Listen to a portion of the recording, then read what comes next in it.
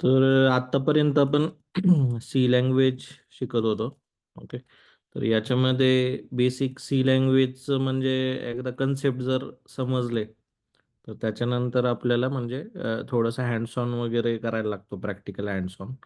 तर आजच्या सेशनमध्ये आपण जस्ट त्या रिलेटेड गोष्टी बघणार आहोत. तर आत्तापर्यंत जसे एक रिकॅप आपण काय काय घेतलं, तर डेटा टाईप आपण शिकलो होतो. त्याच्यानंतर आपण फंक्शन शिकलो होतो. ऑपरेटर हा पण कन्सेप्ट आपण घेतला होता. त्याच्यानंतर डिराईव्ह डेटा टाईपमध्ये आपण ॲरे घेतलं होतं. पॉइंटर पण आपण घेतलं होतं. ओके. तर ह्या सगळ्या कन्सेप्ट्स आपण याच्यात घेतले होते. त्याच्यानंतर टाईप क्वालिफायर पण घेतलं होतं. तर टाईप क्वालिफायर कुठले आहेत? कॉन्स्टंट आणि व्हॉलेटाईल. तसंच टाईप मॉडिफायर पण हा कन्सेप्ट आपण घेतला होता. ओके. तर विचार टाईप मॉडिफायर इन सी, तर त्याचा आन्सर काय आहे की लॉंग, शॉर्ट, अनसाइन आणि साइन या सगळ्या गोष्टी आपण बघितल्या होत्या. तर साईज ऑफ ऑपरेटर पण आपण शिकलो होतो. तर इंटिजरची साईज 4 बाईट असते.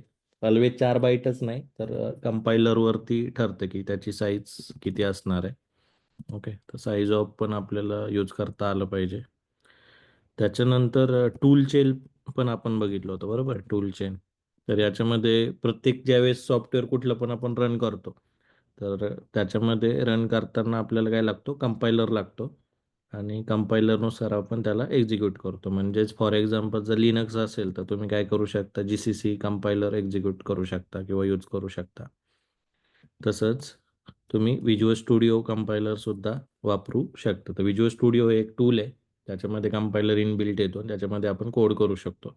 तर विज्युअल स्टुडिओमध्ये तुम्ही वेगवेगळ्या लँग्वेजमध्ये कोड करू शकता. तसंच व्हेरियस टर्बो सी सुद्धा सी लँग्वेजचा सॉफ्टवेअर आहे. तर आता सी लँग्वेज का शिकायचं? म्हणजे बऱ्याचदा हा क्वेश्चन असतो की आपल्याला कोडिंग शिकायचं. बिफोर दॅट कोडिंग का शिकायचं? म्हणजे कोडिंग मॅन्डेटरी काय तर ऑर्गनायझेशनमध्ये जे जॉब्स अवेलेबल असतात, मग त्याच्यामध्ये व्हेरियस प्रकारचे जॉब्स असतात. त्याच्यामध्ये डेव्हलपर असतं.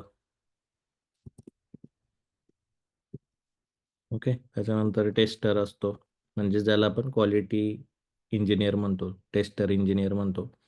त्याच्यानंतर लिनक्स ॲडमिनिस्ट्रेटर असतो. ओके. त्याच्यानंतर डेटा सेंटर टीम पण असते, जे हार्डवेअर पार्ट हँडल करतात. त्याच्यानंतर क्लाउड इंजिनियर्स पण असतात, नेटवर्क इंजिनियर असतात. ओके. त्याच्यानंतर जे आपण बिल्ड वगैरे करतो ॲप्लिकेशन्स, तर ते सगळं हँडल करण्यासाठी डेऑप्स टीम सुद्धा असते. म्हणजे ॲप्लिकेशन किंवा कुठलं पण सॉफ्टवेअर बनलं, तर हे सगळं करायला डेऑप्स इंजिनियर पण असतं. आता नवीन फंडा आलाय आर्टिफिशियल इंटेलिजन्समध्ये, त्याला आपण AI इंजिनियर म्हणतो किंवा जन AI इंजिनियर म्हणतो. तर असे व्हेरियस प्रकारचे, म्हणजेच काय की कोडिंग शिकून आपण ह्या सगळ्या प्रोफाईलसाठी आपली प्रोफाईल बनवू शकतो आणि आपण एंट्री करू शकतो. तर एंट्री लेवल जॉब प्रत्येक एरियामध्ये आहे. बेस्ड ऑन आपली एक्सपर्टीज कशी आहे त्याच्यावरनं सगळं ठरतं. आता एक्सपर्टीज म्हणायचं तर प्रत्येक एरियामध्ये डेव्हलपमेंट आहे. आता काही एरिया आहेत ज्याचे टेस्टर आहे, तर इथं तुम्हाला मॅन्युअल टेस्टिंग असतं, ऑटोमेशन टेस्टिंग पण असतं. ओके. मॅन्युअल टेस्टिंग आणि ऑटोमेशन टेस्टिंग. ओके.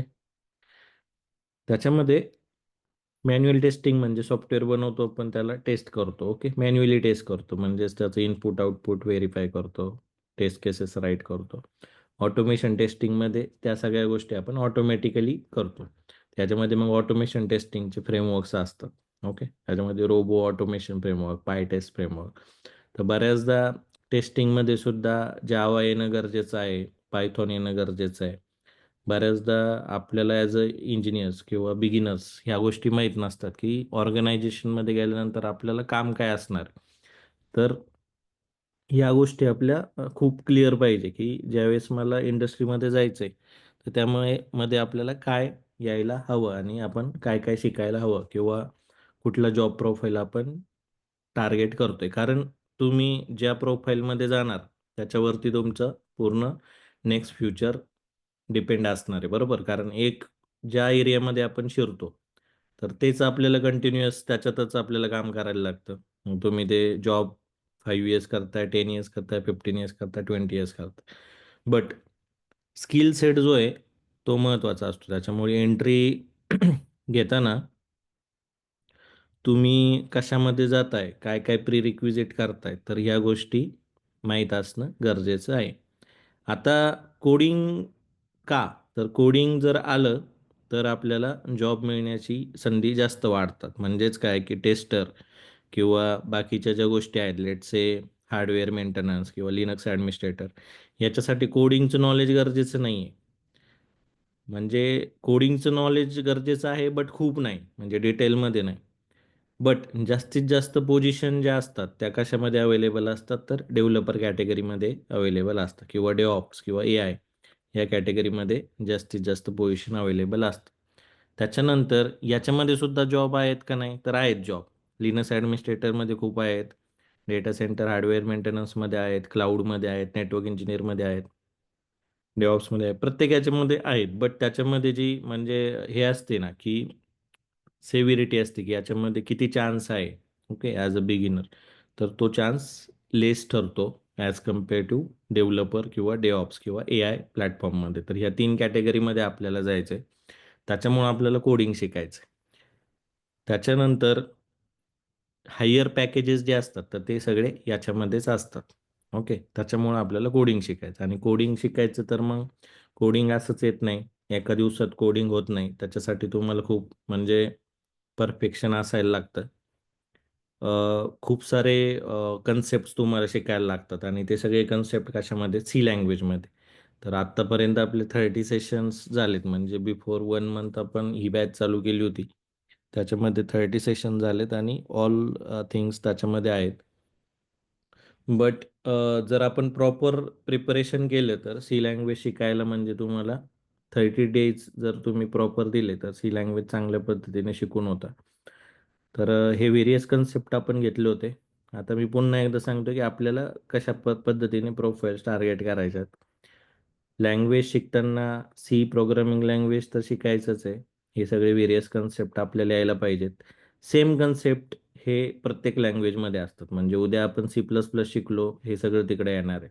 उद्या आपण जावा शिकलो, हे सगळं तिकडे येणार आहे. पायथॉन शिकलो, हे सगळ्या गोष्टी तिकडे येणार आहेत. ओके. त्याच्यामुळं बेसिक जो फंडा आहे, म्हणजे तुम्हाला सी प्रोग्रामिंग लँग्वेज आणि ऑपरेटिंग सिस्टीम ऑपरेटिंग सिस्टीम त्याच्यानंतर MySQL. ओके. ह्या गोष्टी तुम्हाला माहीत असणं गरजेचं आहे. लिनक्स बऱ्याचदा आपण ज्या असाइनमेंट्स घेतो तर त्या सगळ्या लिनक्सवर घेतो. ओके. उबंटू ऑपरेटिंग सिस्टीम आपण इन्स्टॉल करतो आणि त्याच्यावर सगळे प्रोग्राम्स वगैरे आपले होत असतात. तर याचे व्हिडिओज वगैरे, डेली सेशन्स, रेकॉर्डिंग्स या सगळ्या गोष्टी अवेलेबल आहेत आणि सपोर्ट पण त्या ठिकाणी असतो.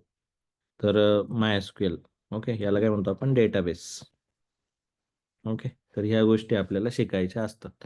आता कोडिंगमध्ये व्हेरियस कन्सेप्ट्स पण असतात. म्हणजे जसं हे आपण इथं शिकलो होतो, तर याच्यामध्ये लूप्स पण आपण शिकलो होतो. तर लूप्समध्ये सुद्धा फॉर, व्हाईल, डू व्हाईल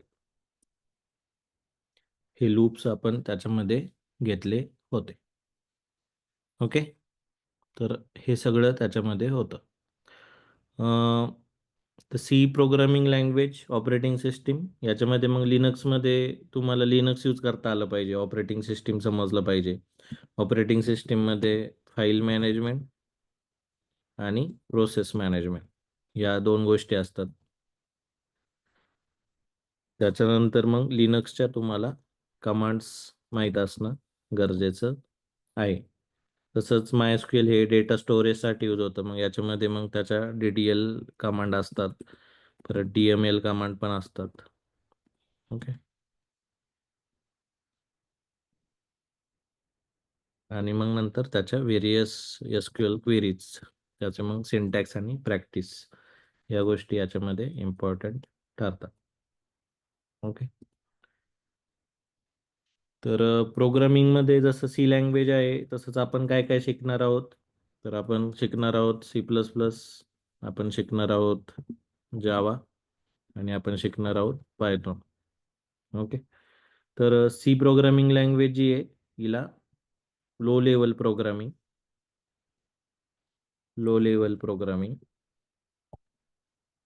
किंवा मिडल लेवल प्रोग्रामिंग लँग्वेज असं म्हटलं जातं. Middle level programming language.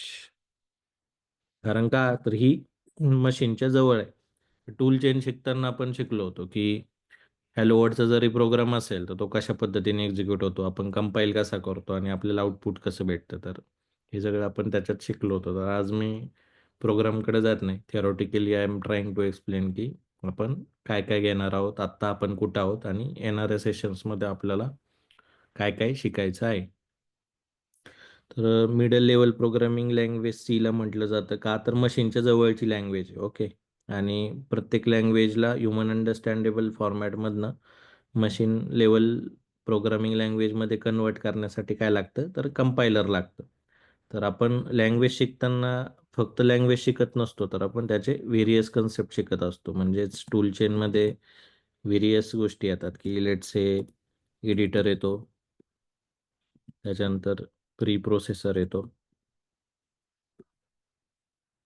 त्याच्यानंतर लोडर येतो, लिंकर येतो. ओके. आणि प्रोग्राम जो आहे तो ऑलवेज रन कशावर होतो, तर रॅममध्ये. मग मशीनचा पण इथं पार्ट येतो. ओके. तर आपल्याला आपलं मशीन समजलं पाहिजे. म्हणजे लॅपटॉप आपल्याकडे आहे तर त्याच्यामध्ये रॅम असते, रॉम असते. रॉम म्हणजे तुमची हार्ड डिस्क वगैरे. ओके. त्याच्यानंतर CPU असतो, मदरबोर्ड असतो. ओके. ह्या सगळ्या गोष्टी त्याच्यामध्ये असतात. तर रॅम जी आहे तर ही कधी ॲक्टिवेट होते, ज्यावेळेस तुम्ही लॅपटॉप ऑन करतात म्हणजे स्टार्ट म्हणतात, तर त्यावेळेस इंटरनली त्याला रॅम मेमरी मिळते. हार्ड डिस्क तुमचं फिक्स मेमरी स्टोरेज आहे की एकदा तुम्ही सेव्ह केलं तर ती हार्ड डिस्कवर स्टोअर होतं.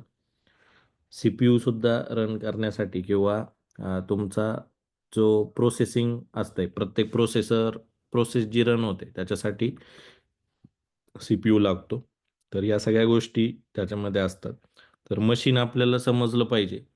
तर त्याच्यासाठी म्हणजे हा जो फॉर्मॅट आहे किंवा आजचं जे सेशन आहे तर ते खूप इम्पॉर्टंट आहे की ज्यावेळेस आपण एक सॉफ्टवेअर इंजिनिअरसाठी प्रिपरेशन करतो, तर आपल्याला या गोष्टी माहीत असणं गरजेचं आहे की इंडस्ट्रीची डिमांड कुठल्या एरियामध्ये आहे, आपल्याला काय करायचं आहे आणि आपल्याला कोडिंग शिकायचं आहे तर आपण कुठून सुरुवात करायची, आणि व्हेरियस कन्सेप्ट्स. ओके. तर हँड्स ऑन वगैरे तुम्हाला मिळवत जायचं आहे.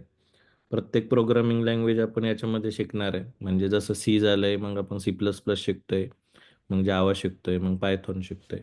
तर इंडस्ट्रीमध्ये ह्या ज्या प्रोग्रामिंग लँग्वेज आहेत ह्या खूप यूज केल्या जातात. आता नवीन लँग्वेज आली ज्याला गो प्रोग्रामिंग लँग्वेज म्हणतात. तर याच्या बाहेर कुठली लँग्वेज नसते. ओके. म्हणजे काही ठिकाणी असतात, म्हणजे लेट्स से तुम्ही UI वगैरे यूज करताय तर अँग्युलर JS राहतं, किंवा नोड JS राहतं, किंवा रिॲक्ट JS राहतं. ओके. तर ह्या सुद्धा प्रोग्रामिंग लँग्वेजेस ज्या UI साठी यूज केल्या जातात. म्हणजे UI म्हणजे फ्रंट एंड.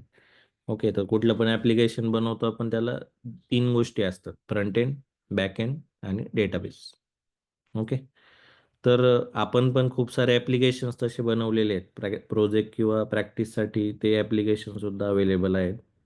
हे सगळं आपण याच्यामधनं शिकत असतो.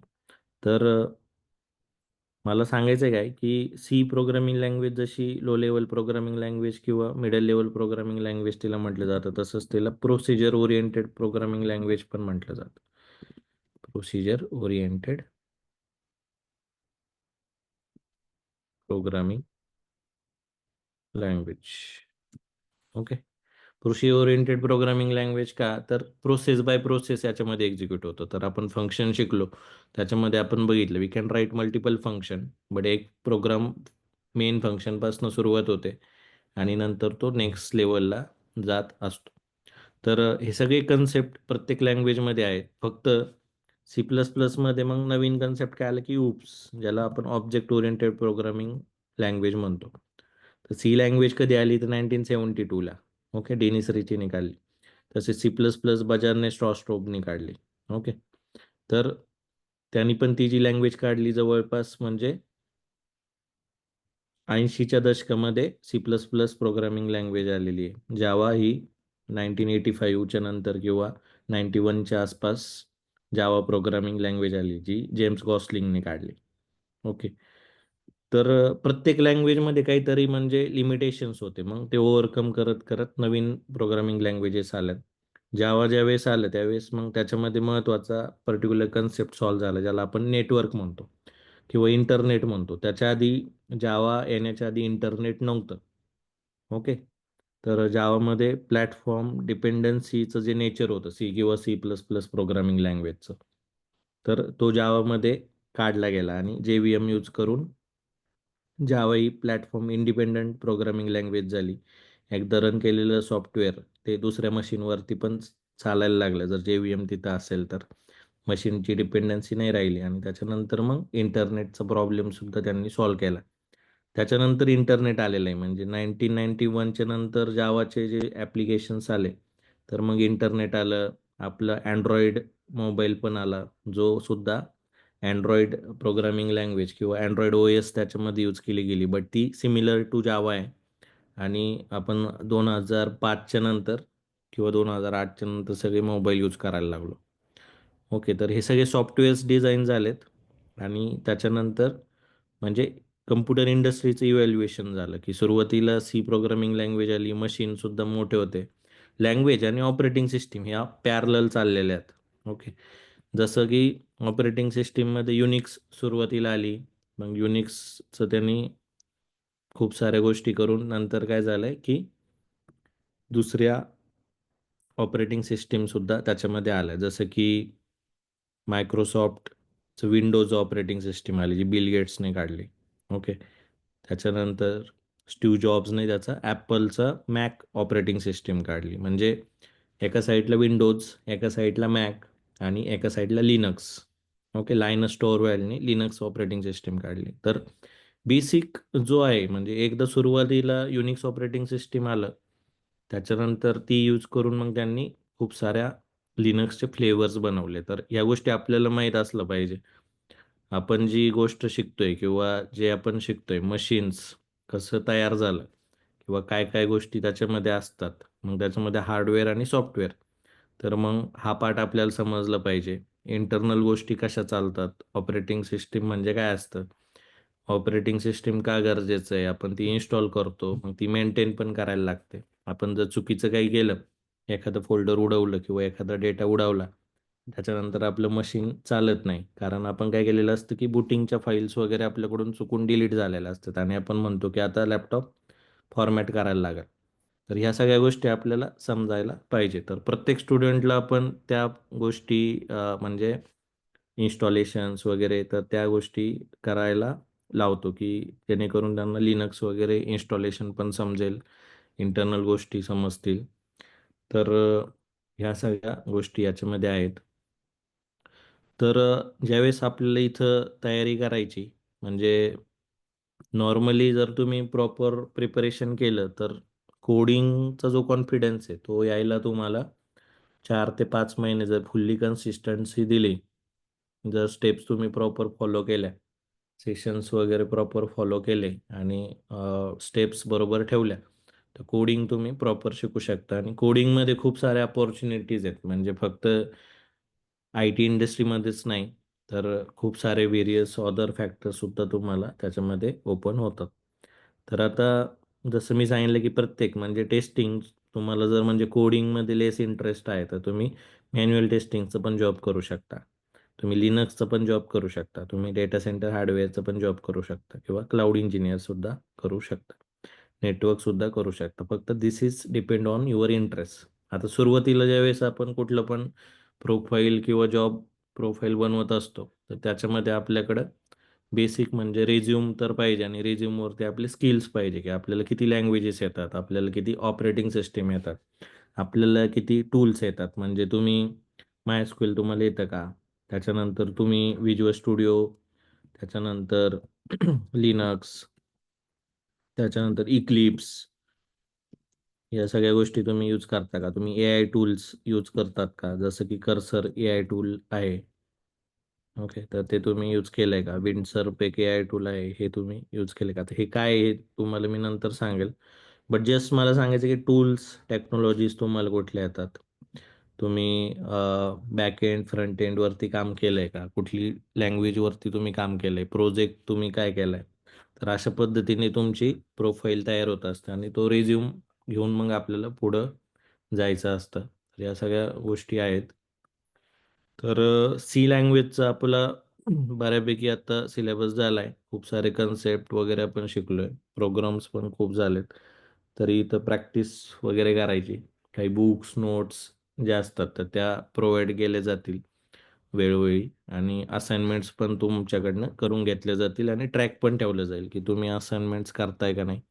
तर असाइनमेंट कशासाठी की तुम्ही रोज त्याच्यामध्ये कॉन्ट्रीब्यूट करताय.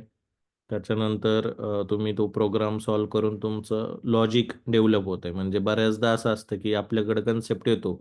आपल्याला कन्सेप्ट समजतो. थेरॉटिकल नॉलेज आपल्याला त्यातनं समजतं. बट आपलं लॉजिक डेव्हलप होत नाही. तर कोडिंग हा असा एरिया आहे की याच्यामध्ये तुम्हाला थोडे मॅथेमॅटिकल स्किल्स किंवा लॉजिकल थिंकिंग ह्या गोष्टी त्याच्यामध्ये लागतात. तर त्या लेवलला तुम्ही चांगल्या लेवलचं कोडर बनवू शकता. चांगल्या लेवलचं सॉफ्टवेअर तुम्ही त्याच्यामध्ये बनवू शकता. तर या सगळ्या गोष्टी त्याच्यामध्ये आहेत. तर फ्रॉम द डे वन आपल्याला माहीत असलं पाहिजे की आपल्याला काय करायचंय. कुठल्या गोष्टी परफेक्ट करायच्यात आणि प्रॉपर जर तुम्ही स्टेप्स फॉलो केल्या तर चांगल्या लेवलला आपण कोडिंग शिकू शकतो. आणि सगळ्यात महत्त्वाचं हे मी बऱ्याचदा सांगतो प्रत्येक बॅचच्या स्टुडंटला की it's not necessary to have computer background. Okay, computer किंवा कोडिंग शिकण्यासाठी खूप सारे मुलं असे पण आहेत इंडस्ट्रीमध्ये की जे सिव्हिल इंजिनियर होते, मेकॅनिकल इंजिनियर होते किंवा BAMA केलेलं होतं. तरी पण they are working as a developer किंवा software engineer in the industry आणि तुमच्या कॉन्टॅक्टमध्ये सुद्धा खूप सारे लोकं असतील, जे आज ते अचीव्ह करतात. त्याच्यामुळे एक गोष्ट तुम्हाला त्याच्यातनं समजली पाहिजे, की कोडिंग म्हणजे गरजेचं नाही की तुमच्याकडे कम्प्युटरचाच कोर्स पाहिजे. कम्प्युटरचंच तुमचं बॅकग्राऊंड असलं पाहिजे. तर 10वी-12वीचा मुलगा किंवा 5वीचा मुलगा सुद्धा कोडिंग चांगल्या लेव्हलला शिकू शकतो आणि खूप चांगल्या लेव्हलला शिकू शकतो जर त्याने प्रॉपर स्टेप्स फॉलो केल्या तर. ओके. तर त्याच्यामुळं एक म्हणजे बेसिक बेसलाईन असली पाहिजे, की आपलं बॅकग्राऊंड कुठलं जरी असलं, तरी पण आपण कोडिंग तर शिकू शकतो. आता बऱ्याचदा आपण कोडिंग का शिकतो तर आपल्याला ह्या जॉब प्रोफाईलला टच करायचं आहे. जॉब प्रोफाईल आपल्याला ऑब्झर्व्ह करायच्यात आणि त्याच्यासाठी आपण कोडिंग शिकतो. तर कोडिंगचं नॉलेज त्याच्यामध्ये आपल्याला गेन करायचं आहे. तर C programming language is a base. त्याला आपण mother of all programming language म्हणतो. आणि सी प्रोग्रामिंग जर आलं आपल्याला तर आपण कुठली पण प्रोग्रामिंग लँग्वेज शिकू शकतो. कारण कन्सेप्ट जे आहेत ते बदलत नाहीत. लूप जो आहे तो बदलत नाही, ॲरे जो आहे तो बदलत नाही. डेटा स्ट्रक्चर नावाचा कन्सेप्ट आहे तो प्रत्येक लँग्वेजमध्ये असतो. त्याच्यामुळं एकदा कन्सेप्ट जर तुम्ही शिकले, त्याच्यावरची प्रोग्रामिंगची प्रॅक्टिस जर तुम्ही कंटिन्युअस करताय, तर तुम्हाला हे सगळं अचीव्ह आहे. त्याच्यानंतर ऑपरेटिंग सिस्टममध्ये मी बऱ्याचदा सांगतो की तुम्ही लिनक्स यूज करा. कारण ऑर्गनायझेशन लेव्हलला 90% कोडिंग हे लिनक्सवर केलं जातं. आज पण कितीतरी अशा गोष्टी आहेत म्हणजे की जे ॲक्चुअल हार्ड कोडर असतात ना, ते कमी असतात. ओके, म्हणजे लेट्स से ऑर्गनायझेशनमध्ये 1000 एम्प्लॉईज आहेत. तर त्याच्यामध्ये फक्त 100 ते 200 लोकच असे असतात की जे कोडिंग करतात आणि त्यांनाच हायर पॅकेजेस असतात. ओके. 800 जे लोकं आहेत ना, ते वेगळ्या कॅटेगरीमध्ये येतात. म्हणजे ते त्यांचं जॉब प्रोफाईल असतं, but that is non coding related things. Okay. मग त्याच्यामध्ये सपोर्ट असेल, त्याच्यामध्ये MySQL इंजिनिअर असेल किंवा वेगवेगळ्या गोष्टी असतील. तर तुमच्या एक्सपर्टीजनुसार, तुमच्या नॉलेज सेटनुसार ह्या सगळ्या गोष्टी ठरतात, की तुम्हाला पॅकेज काय असायला हवं. त्याच्यामुळं आणि या सगळ्या प्रायव्हेट गोष्टी आहेत. तुम्ही जस्ट नॉलेज गेन करा, इंटरव्ह्यू द्या. एका कंपनीत तुमचं सुरुवातीला होतंय तो एक्सपिरियन्स घेऊन तुम्ही आणखी त्याच्यामध्ये इंटरव्ह्यूज देऊ शकता. त्याच्यामध्ये तुम्हाला फक्त तुमची प्रोफाईल नीट मेंटेन ठेवायची. तुम्हाला नॉलेज त्याच्यामध्ये नीट ठेवायचं आहे आणि इंटरव्ह्यू क्रॅक तुम्हाला करायचे. तर खूप सारे ऑर्गनायझेशन, खूप साऱ्या अपॉर्च्युनिटी त्याच्यामध्ये असतात. तर सी प्रोग्रामिंग लँग्वेजमध्ये व्हेरियस कन्सेप्ट आपले झाले. त्याच्यामध्ये PDF, प्रॅक्टिस एक्झाम्पल या सगळ्या गोष्टी तुम्हाला त्याच्यामध्ये मिळेल. बट मला सांगायचं आहे काय, की हँड्स ऑन जो आहे तो तुमचा असला पाहिजे. जर तुम्ही कोडिंग शिकायचं जर चॅलेंज ठेवताय, की मला कोडिंग शिकायचं आहे, 6 महिन्यात मला शिकायचं आहे, 4 महिन्यात मला शिकायचं आहे. तर रोज तुमची प्रॅक्टिस त्याच्यामध्ये असली पाहिजे. हँड्स ऑन तुमच्यात असलं पाहिजे. मॅथेमॅटिकल आणि लॉजिकल स्किल हे तुम्ही डेव्हलप त्याच्यामध्ये केलं पाहिजे. तर ह्या सगळ्या गोष्टी त्याच्यामध्ये असणार आहेत. ओके. तर आणि every concept is interconnected to other. म्हणजे जे आत्ता मी सगळं बोललोय, की ऑपरेटिंग सिस्टीम खूप सारे मी वेगवेगळे नावं घेतले. तर हे सगळं एकमेकांशी रिलेटेड आहे. C programming language, operating system, compiler, linker, loader, RAM, ROM, hard disk हे सगळं म्हणजे मी वेगवेगळे जे बोलतोय ना, तर हे इंटर रिलेटेड आहे. हे सगळं मॅपिंग तुम्हाला त्याच्यामध्ये जमायला हवं. तर प्रत्येक सेशनमध्ये आपण त्या गोष्टी करत करत आपण पुढे जाणार आहोत. जसं मी सांगितलंय, की एका महिन्यात एक लँग्वेज असं आपल्याला आता ठेवायचं आहे. सी प्रोग्रामिंग लँग्वेजला आपण जास्त टाईम देतोय, बट पुढच्या लँग्वेजला आपण कमी टाईममध्ये तो कव्हर करणार. कारण सिमिलर कन्सेप्ट्स त्याच्यामध्ये असणार आहेत. खूप साऱ्या म्हणजे recordings, pre recorded sessions, assignments त्या गोष्टीसुद्धा त्याच्यामध्ये आहेत. तुम्हाला काही एक्स्ट्रा गोष्टीसुद्धा त्याच्यामध्ये शिकायच्या आहेत. जसं की आपण AI टूल्स शिकतोय. ओके. रिसेंट काही तुम्ही सेशन्स वगैरे बघितले असतील, की आपण AIवरती काही सेशन्स घेतले. कारण AI is very hot topic currently. Okay. आणि इंजिनिअर प्रत्येक ऑर्गनायझेशनचा पण आता म्हणजे मोटो आहे, की AI टूल्स यायला पाहिजे, AI technologies, AI skill set इंजिनिअर्सला यायला पाहिजे. आणि नवीन टॉपिक येतो जसं की याच्या आधी म्हणजे मॅन्युअल डिप्लॉयमेंट व्हायचं 2010-15ला. त्याच्यानंतर मग DevOps आलं, क्लाउड गोष्टी आल्या. तर खूप साऱ्या इनोव्हेशन्स इंडस्ट्रीमध्ये येत असतात. आता 2024-23 पर्यंत DevOps हा म्हणजे हॉट टॉपिक होता. आता इथून पुढचा टॉपिक काय की AI. प्रत्येकजण AI शिकतोय. ओके. तुम्ही खूप साऱ्या गोष्टी त्याच्यामध्ये बघितल्या असत्या आणि AI का शिकायचंय तर आपला जी प्रोडक्टिव्हिटी ती AI टूल्स यूज करून आपण वाढवू शकतो. म्हणजे जे काम करायला आपल्याला 10 माणसं लागत होते, तर ते AI टूल्स यूज करून आपण खूप इझिली अचीव्ह करू शकतो. AI टूल्स यूज करायसाठी सुद्धा त्याच्यामध्ये पण एक कन्सेप्ट आहे, की प्रॉम्प्ट इंजिनिअरिंग. जर तुम्ही व्यवस्थित प्रॉम्प्ट दिला, तुम्हाला काय करायचं हे माहिती आहे, कुठले कन्सेप्ट यूज करायचे आणि कुठली टेक्नॉलॉजी यूज करायची हे जर माहिती आहे, तर it's not necessary to have always coding knowledge. AI use करून सुद्धा तुम्ही कोड ऑटोमॅटिक तयार करू शकता.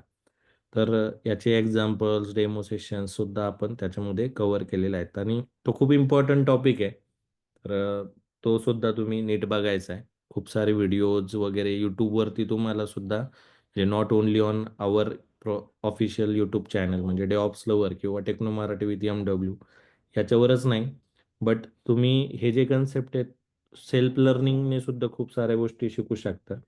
YouTubeवरती जस्ट तुम्ही प्रॉपर सर्च केलं तरी पण तुम्हाला खूप सारा टेक्निकल हे भेटेल त्याच्यामध्ये, की AI म्हणजे काय आहे? मॉडेल्स काय असतात? AI का शिकायचं? AIचं फ्युचर कसं असणार आहे? AIचे कुठले-कुठले टूल्स आता मार्केटमध्ये आहेत? तर या सगळ्या गोष्टींचा सुद्धा इम्पोर्टन्स असतो. आता सगळे स्किल सेट आपण केले, तर त्याच्यानंतर जर तुम्ही त्याच्या ऑन टॉप ऑफ इट काही DevOpsचे पण कन्सेप्ट शिकताय, जसं की आता Git आपण शिकतोय, तर त्याला सोर्स कोड मॅनेजमेंट टूल म्हटलं जातं. ओके, त्याच्यामध्ये तुम्ही कोड कमिट करता. तर कॉलेज लेव्हलला आपल्याला हे शिकता येत नसतं किंवा कोणी शिकवत नाही. ओके.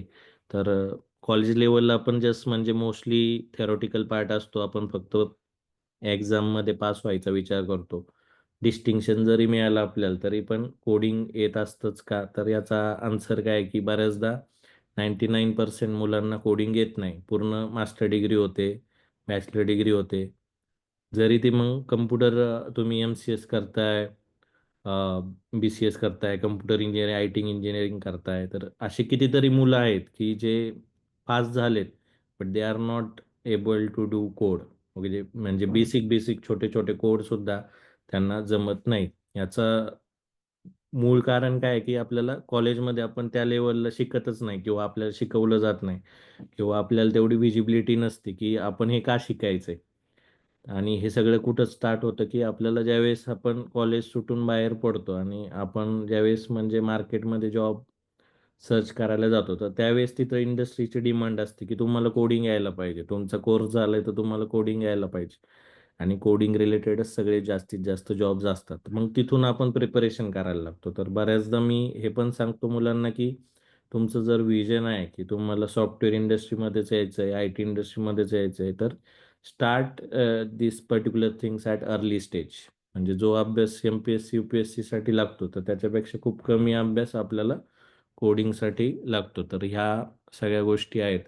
व्यवस्थित जर प्लॅन केला 3 अवर्स, 4 अवर्स तुम्ही त्याच्यामध्ये जर डेडिकेटेडली देतायत, तर तुम्हाला याच्यामध्ये चांगलं बेनिफिट मिळतं. आणि कोडिंग हे असं आहे, की तुम्ही एकदा जर शिकलाय, तर ते तुमच्यासोबत कायमस्वरूपी राहतं. जसं की तुम्ही सायकल शिकताय, तर एकदा शिकलं की आपल्याला ते कंटिन्यू येतं. ड्रायव्हिंग स्किल्स आपल्याला येतात.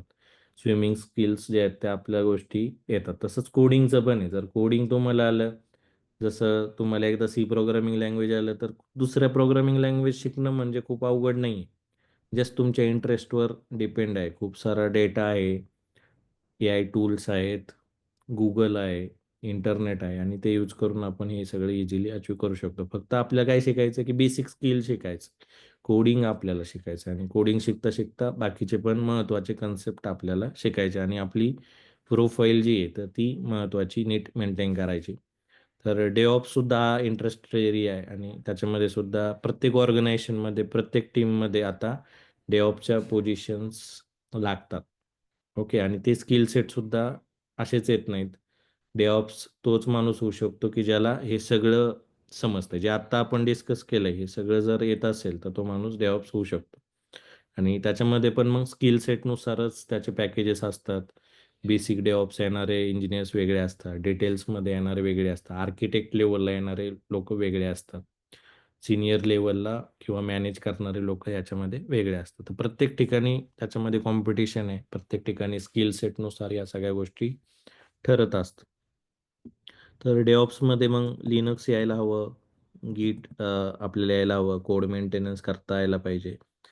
CI/CD आपल्याला समजायला पाहिजे. त्याच्यानंतर जेनकिन्स टूल आपल्याला यायला पाहिजे. कुबरनेटिस आपण डिप्लॉयमेंटसाठी यूज करतो. ओके. हे आपण शिकणार आहोत. त्याच्यानंतर Ansible आपण शिकणार आहोत. ओके. तर या सगळ्या गोष्टी आहेत. अ, हे कधी शिकणार आपण ज्यावेळेस आपलं कोडिंगचं कॉन्फिडन्स होणार ना. कोडिंग आपल्याला येते आणि कोडिंगमध्ये सुद्धा ह्या 4-5 लँग्वेजेस. ओके. आता तुम्ही म्हणणार की आपला टाईम जो आहे आपल्याकडे लिमिटेड आहे. आपल्याला कमीत कमी टाईममध्ये शिकायचं आहे. तर त्याच्यासाठी काय की सी लँग्वेज आपण नीट शिकणार. बाकीच्या ज्या असाइनमेंट्स आहेत त्या आपण करून घेणार आहोत. आणि याच्यातले महत्त्वाचे कन्सेप्ट किंवा पूर्ण त्याचा जो एरिया आहे तो पण आपण याच्यामध्ये कव्हर करणार आहोत. जसं मी सांगितलं की जर सी लँग्वेज आलं तर बाकीच्या आपल्याला लँग्वेजेस येणारच आहेत. तर इंटरव्ह्यूसाठी ज्या गोष्टी लागतात, प्रोफाईलसाठी ज्या गोष्टी लागतात, तर त्या आपण पूर्ण सिलेबसमध्ये कव्हर करणार आहोत. ओके. तर हे सगळ्या असणार आहे. तर सी लँग्वेजमध्ये आता पुढचा कन्सेप्ट असणार आहे की युजर डिफाईन्ड डेटा टाइप ज्याच्यामध्ये आपण शिकणार आहोत की स्ट्रक्चर, युनियन आणि इनम. ओके. तर जे प्रॉब्लेम्स डिराइव्ह डेटा टाइपमध्ये होते म्हणजेच ॲरे, फंक्शन आणि पॉइंटर हे याला आपण काय म्हणतो डिराइव्ह डेटा टाइप किंवा सेकंडरी डेटा टाइप. आणि त्याच्यानंतर मग पुढचा डेटा टाइपचा टाइप येतो user defined data type. Okay. तर त्याच्यामध्ये आपण शिकणार आहोत स्ट्रक्चर, युनियन आणि इनम. ओके. स्ट्रक्चरमध्ये तुम्ही प्रिमिटिव्ह आणि डिराइव्हड याचं कॉम्बिनेशन यूज करू शकता. स्ट्रक्चर नीट आलं तर तुम्हाला डेटा स्ट्रक्चर पुढचा पॉइंट पण येणार आहे, ज्याच्यामध्ये लिंक लिस्ट, स्टॅक, क्यू ह्या गोष्टी असतात. ट्री असतं, ग्राफ असतं. डेटा स्ट्रक्चर जर आलं तर ते तर म्हणजे खूपच वेल अँड गुड असतं, की डेटा स्ट्रक्चर जर आलं तर म्हणजे डिझाइन लेव्हलचे तुमचे इंटरव्ह्यूज त्याच्यामध्ये होतात. हे पण इंटरेस्टवर आहे. जर डेटा स्ट्रक्चर तुम्हाला समजायला लागला आणि त्याच्यातले प्रॉब्लेम्स तुम्ही सॉल्व्ह करताय, तर दॅट इज व्हेरी वेल. तुम्हाला पॅकेजेसची संधीसुद्धा त्याच्यानुसार ठरते. तर अभ्यास करताना बऱ्याचदा मी सांगतो की तुम्ही नोटबुकमधनं अभ्यास करा, रिटन नोट्स तुमच्या प्रेफर करा. बुक्स मी जे सांगतोय ते फॉलो करा. नोट्स स्वतःच्या तयार करा.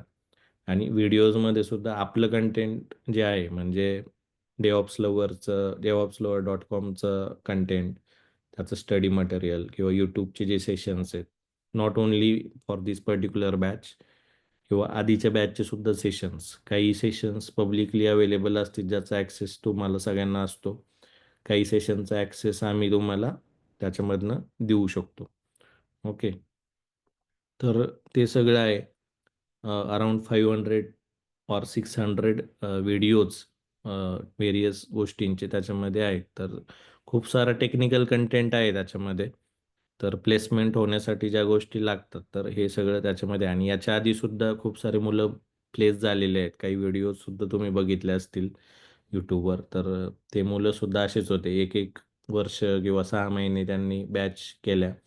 कुठेतरी इंटरव्ह्यूची अपॉर्च्युनिटी आली आणि त्याच्यामध्ये त्यांचं काम होऊन गेलं. तर तो जो पर्टिक्युलर सिनारिओ असतो, तर त्याचा आपल्याला वेट करायचा आहे.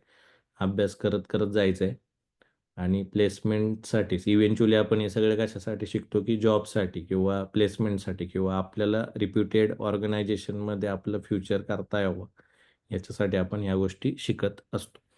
तर त्याच्यामुळं ते सुरुवातीपासून मेंटेन करा. आपल्याला काय बनायचं आहे, कुठल्या एरियामध्ये आपल्याला इंटरेस्ट आहे, मग आपण ते शिकू शकतो का?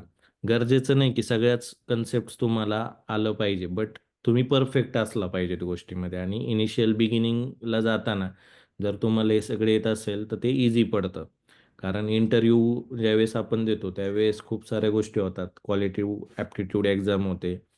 त्याच्यानंतर इंटरव्ह्यूचे राउंड्स होतात. मग कंपन्यानुसार किंवा त्या पर्टिक्युलर पोझिशननुसार ते राउंडच्या नंबर ठरतात, की 2 राउंड होणार, 1 राउंड होणार, की 3 राउंड होणार किंवा मॅनेजर राउंड वेगळा.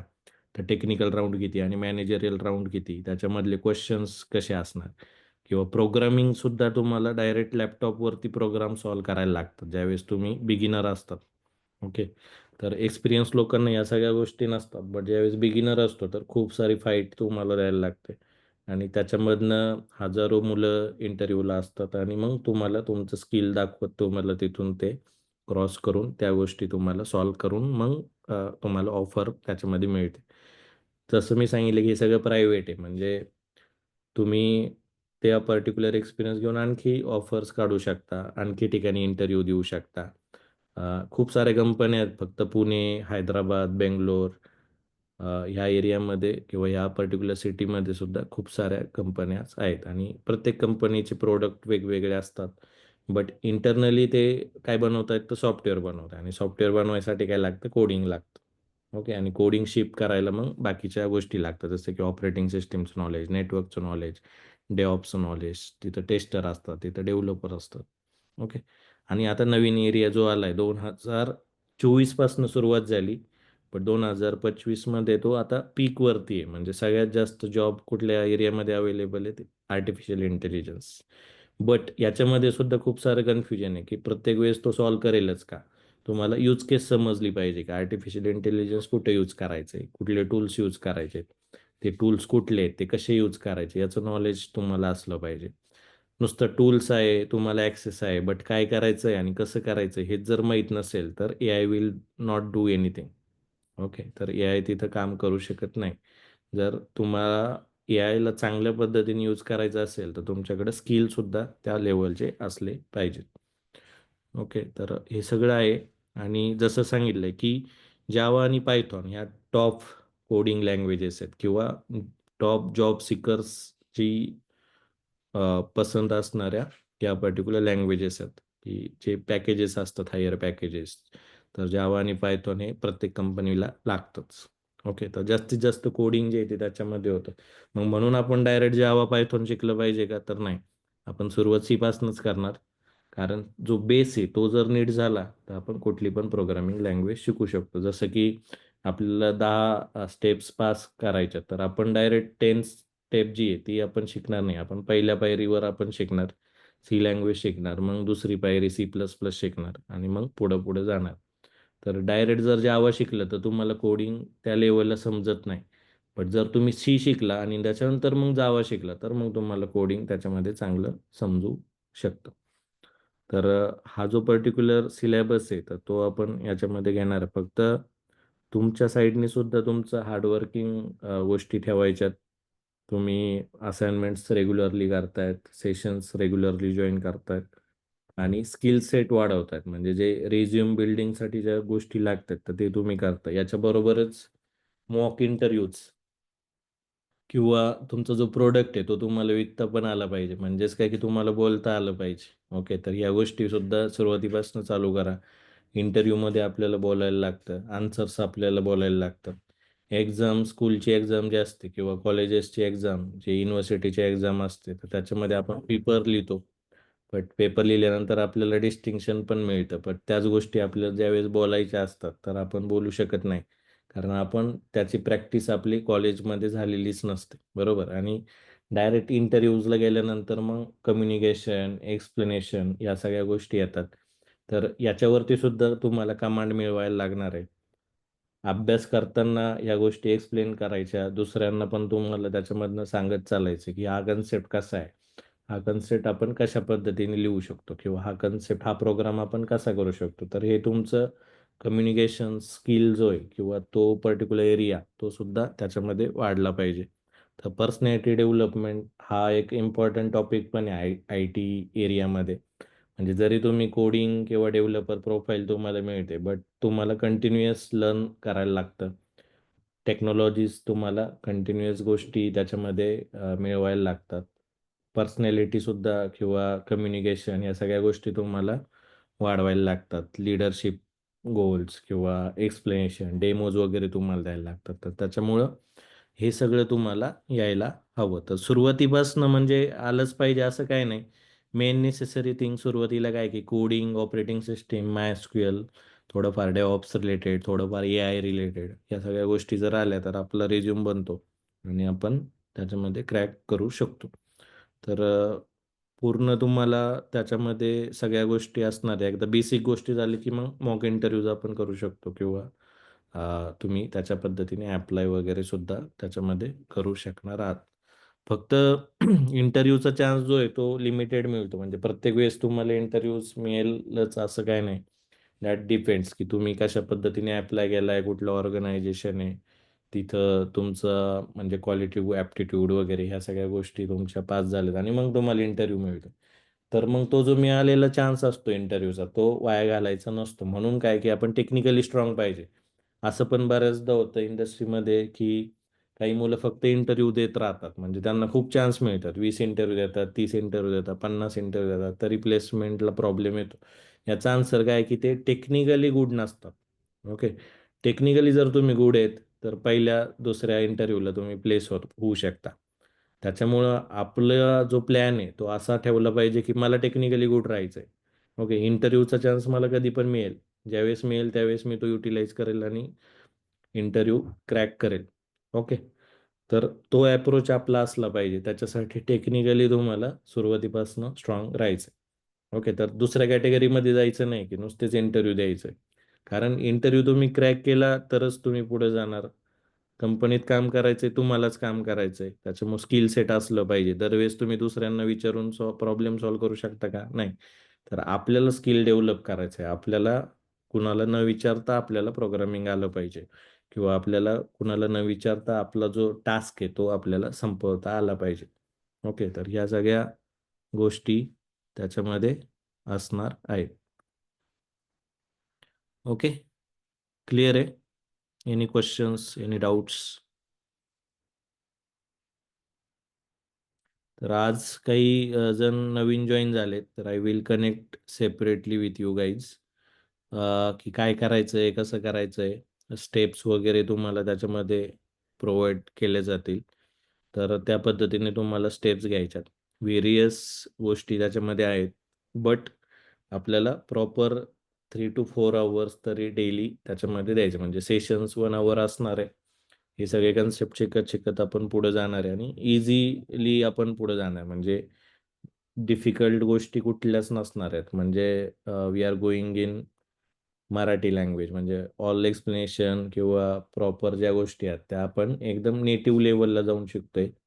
त्याच्यामुळं असं अवघड काही असणार आहे तर असं अजिबात नाही. जसं मी सांगतोय की 5वी-10वीचा मुलगा सुद्धा कोडिंग शिकू शकतो. फक्त त्याला त्या स्टेप्स समजल्या पाहिजे किंवा त्याला त्या स्टेप्स त्या पद्धतीने सांगितल्या गेल्या पाहिजेत. तर तो कोडिंग शिकू शकतो. ओके. तर त्याच्यामुळे कोडिंगला घाबरायचं नाही. कोडिंग जर आलं तर मग तुम्ही काही पण अचीव्ह करू शकता. फक्त कोडिंग त्या लेवलला यायला पाहिजे. ओके. तर हे सगळं त्याच्यामध्ये आहे. तर if you have any questions let's ask. आज जे झाले त्याच्यावर क्वेश्चन्स आहेत का? किंवा सीचा जो कोर्स झालाय, I think Disha Prathamesh you can add, की जे झालंय त्याच्यामध्ये आय होप सगळं क्लिअर असेल. तुमच्याकडे सेटअप्स किंवा युनिक्सवरतीच तुम्ही लिनक्सवरतीच पूर्ण प्रॉब्लेम सॉल्व्ह करताय. गिटहबला आय थिंक तुम्ही ऑलरेडी प्रोफाईल बनवलंय आणि प्रोग्राम्स वगैरे शेअर करतायत रिव्ह्यूसाठी. तर ते कल्चरसुद्धा असणार आहे, की तुम्ही जे करताय ते रिव्ह्यू केलं जाईल. तुम्हाला त्याच्यावरती क्रॉस क्वेश्चन्स किंवा असाइनमेंट्स विचारल्या जातील. एक्झाम वगैरे सुद्धा इंटरनल त्याच्यामध्ये होईल. तर त्या गोष्टी असणार आहे. मोटो काय आहे आपला, की टेक्निकल गोष्टी तुम्हाला समजल्या पाहिजेत आणि त्या पर्टिक्युलर टाईम फ्रेममध्येच आपल्याला हे सगळं शिकायचं आहे. म्हणजे 5 to 6 मंथमध्ये आपल्याला पूर्ण प्रिपेअर याच्यामध्ये व्हायचं आहे. आणि बऱ्याचदा म्हणजे असं तुम्ही ऐकलं असेल, की 2 महिन्याचा कोर्स असतो, 3 महिन्याचा कोर्स असतो. बट माझं वैयक्तिक मत असं आहे, की तुम्हाला जर प्रिपेअर व्हायचं आहे आणि फ्रॉम द स्क्रॅच तुम्ही तयारी करताय, तर मिनिमम 6 मंथ हे लागतातच. जॉबसाठी जर रेडी व्हायचं आहे, तर ह्या सगळ्या गोष्टी फ्रॉम द स्क्रॅच तुम्हाला शिकायला लागतात. आणि हे असं नाही, की एका दिवसात आपण शिकणार किंवा 2-3 दिवस अभ्यास केला आणि लगेच झालं. म्हणजे एक्झाम तुम्ही पास होऊ शकता. 1 वर्षभर आपलं एक्झाम शिकतो आपण इंजिनिअरिंगचा कोर्स. तर ते पास व्हायला आपण 1 दिवसात अभ्यास करतो आणि पास होतो, डिस्टिंक्शन मिळवतो. तसं इकडं नाही. हे सगळं तुम्हाला जे शिकायचं आहे किंवा ज्या गोष्टी जॉबसाठी स्किल सेट लागतात, ह्यासाठी मिनिमम 6 मंथ एफर्ट आपल्याला द्यायलाच लागतं. ओके. तर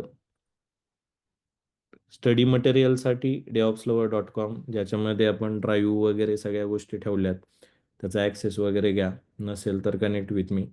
नंतर GitHubवरती सुद्धा महेश वाबळे GitHub सर्च केलं तर कोडिंग असाइनमेंट्स तुम्हाला तिथं मिळतील. PDFs मिळतील. पूर्ण स्टडी मटेरियल मिळेल. क्वेश्चन्स आणि आन्सर्स हे सुद्धा तुम्हाला मिळेल. त्याच्यानंतर टेक्नो मराठी विथ MW आणि डेऑप्स लवर याच्यामध्ये यूट्यूबचे आपले खूप सारे सेशन्स. प्रत्येक जो सेशन आहे तो आपण तिथं अवेलेबल केला आहे.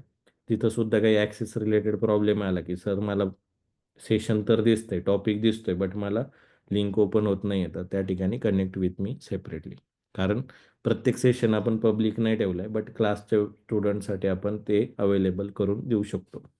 तर तशा गोष्टी त्याच्यामध्ये असणार आहेत.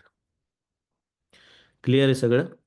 की काय शिकायचं आहे, कशासाठी शिकायचं आहे आणि कसं शिकायचं आहे. या सगळ्या गोष्टी आज आपण घेतल्यात. तर सी लँग्वेजचं आपण इथं आहोत आता. तर हे पुढं-पुढं जात राहील. सगळ्या गोष्टी त्याच्यामध्ये असणार आहे आणि पुढच्या पण लँग्वेजेस आपण इथं प्रॉपर शिकणार आहोत. त्याच्यानंतर आपण प्रोजेक्ट वगैरे पण शिकणार म्हणजे front end, back end, MySQL म्हणजे जे आपण म्हणतो ना, की फुल स्टॅक जावा डेव्हलपर ज्याची प्रोफाईल असते त्याच्यामध्ये आपण AngularJS, स्प्रिंग बूट फ्रेमवर्क वगैरे शिकतो. तर ते पण आपलं होणार आहे. तर मागचे स्टुडंट्स त्यांनी ऑलरेडी प्रोजेक्ट वगैरे बनवलेत. तसंच तुम्ही त्याच्यामध्ये कॉन्ट्रिब्यूट वगैरे करू शकता. त्या लेव्हलला जाऊन तुम्ही त्याच्यामध्ये कोड करू शकता. जे इंडस्ट्रीमध्ये चालतं, तर त्याच लेव्हलला आपण कोडिंग शिकणार आहोत. ओके. तर ते सगळं त्याच्यामध्ये असणार आहे. ओके. फक्त हँड्स ऑन आणि कॉन्फिडन्स लेव्हल जो आहे, तर तो महत्त्वाचा याच्यामध्ये असणार आहे, की आणि तो होतो बिल्ड. जर तुम्ही प्रॅक्टिस करत राहिलात, तुम्हाला त्या गोष्टी आवडायला लागतात आणि त्याच्यानुसार आपण बिल्ड होत राहतो. म्हणजे स्वतः जर आपण कॉन्ट्रिब्यूट करतोय, कोडिंग करतोय, रोज-रोज असाइनमेंट्स करतोय. WhatsApp ग्रुपवरती मला दिसलं पाहिजे, की तुम्ही असाइनमेंट्स करताय आणि तुमचे स्क्रीनशॉट वगैरे त्याच्यामध्ये टाकले जात आहेत. हे जर असेल, तर मग तुमचा पण कॉन्फिडन्स त्याच्यामध्ये बिल्ड होणार आहे. ओके.